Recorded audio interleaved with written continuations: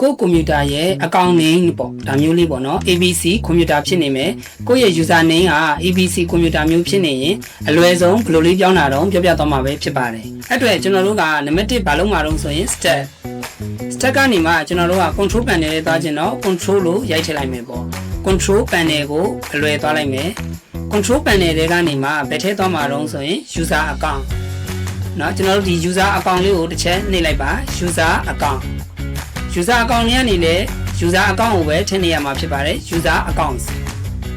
okay ကျွန်တော်တို့ကဘာလို့ချင်တာတော့ကိုယ့်ရဲ့ account name ကို change နေတာဖြစ်တဲ့အတွက် change your account name ကိုနှိပ်လိုက်ပါ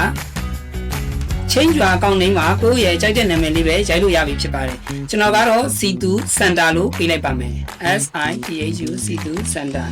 okay ဒါဆိုရင်တော့ကျွန်တော်တို့ရဲ့ account name လေးကို change တာလေးကပြီးဆုံးပြီပဲဖြစ်ပါတယ် change name လေးကိုနှိပ်လိုက်ပါကျွန်တော်တို့ရဲ့ set ကို reset ချပေးရမှာဖြစ်ပါတယ် step ကနေမှကျွန်တော်တို့ power အောင်နေမယ် power တွေကနေ reset ဆိုရင်ပြန်တက်လာတဲ့အခါမှာ webcam screen မှာပဲဖြစ်ဖြစ် ABC ကွန်ပျူတာမှာပဲဖြစ်ဖြစ်C2 center လေးကိုတွေ့ရမှာဖြစ်ပါတယ်ဒီနေ့ lesson ကတော့ user account name document name တွေကိုအလွယ်ဆုံးနာမည်ချင်းပြတာပဲဖြစ်ပါတယ်အားလုံးကိုကျေးဇူးတင်ပါတယ်